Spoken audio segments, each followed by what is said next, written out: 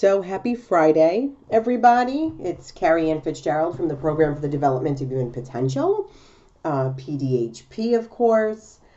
I am your Parent and Community Outreach Coordinator, and part of my responsibilities are to bring workshops not only to parents but to our community at large in the diocese. And one of those communities are our faculties, our teachers. So, on Mondays and Fridays, I've been working on these different pieces, and this time around we had done some mindfulness before. This time around we're doing faculty cohesion, and we are continuing, of course, with that today. And as I shared before, this particular piece has a goal of facilitating bonding of staff by offering time and space to include all levels, to find commonalities, to engage in relaxation, to reflect on what has been learned and to progress upon it, and to recognize that we're all in it together, even though we are in these little rooms, attending to our class, attending to our grade levels. We are part of a bigger picture, and sometimes we forget that. And in the busyness of our days, it's hard to take these breaks. So I also, think about posting these, and I hope that at some point, maybe on a grade level, during a lunch break, maybe in a faculty meeting, you are able to utilize some of this. Today is an activity called Listen Carefully, Please. And I love this activity because you can use it in your classroom very easily. It's only about 5 minutes, as you see. You have an unlimited number of participants. You don't need any materials. I used to keep this piece actually in my plan book so that if we needed a quick break, we could use it. I used it in my English language arts classes, part of listening. Every class has listening in it, so of course you can use it. And the directions are only that the participants need to listen and follow the directions carefully. You just need to read this at a normal pace and then increase your speed as you go. And to end, you can ask who has a joke that they're willing to share. Now, of course, we know that sometimes people may not want to give an appropriate joke, and that could be questionable. So, of course, you can just fill this in if you wish, all right? But it's a great little thing, a little transition even.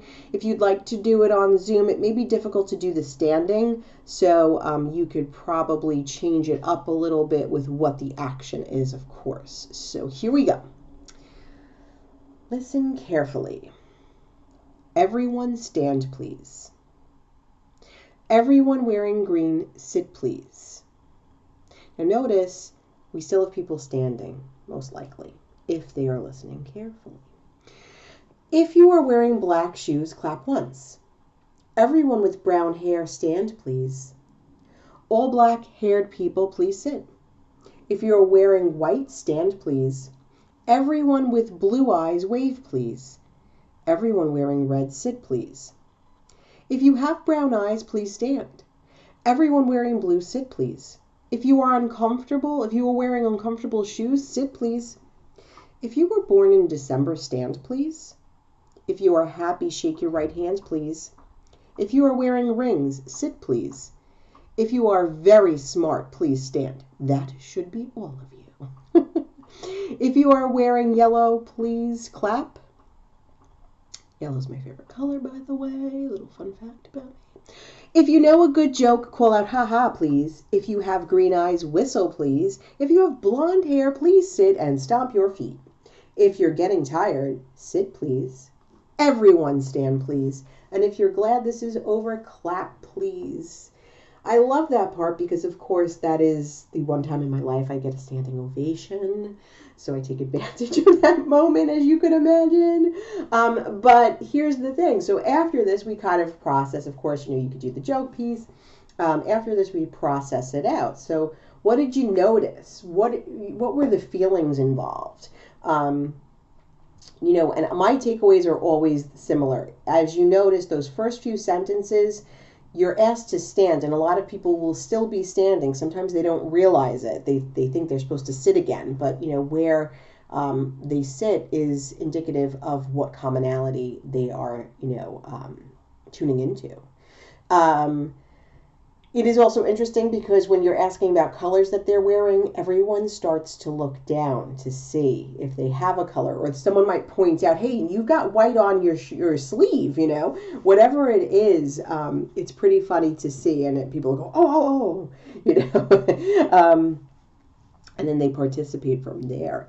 Sometimes it's really, people are noticing, hey, we were all, wearing black shoes, so we all clapped, So it is a fun little piece to use. It is great also for that transition, that mind and body refocusing. I would always talk to my students about during the state tests, long tests that they're taking or finals. Switch your position because it kind of refocuses your brain. Um, and that could be something like making sure both feet are on the floor, touching your desk, maybe stretching your arms up a little bit. So this may be very helpful during transitions or, when we have that energy slump, mid-morning, mid-afternoon. And even just to transition, if you're doing this with a faculty or a group, or if you have a large assembly and you're just trying to get everyone to like refocus themselves. So I think this is a good one. And of course, we could all use listening. We could all use following directions as a tool. Okay. So I hope you have a great weekend, and I hope that you are listening carefully. Take care.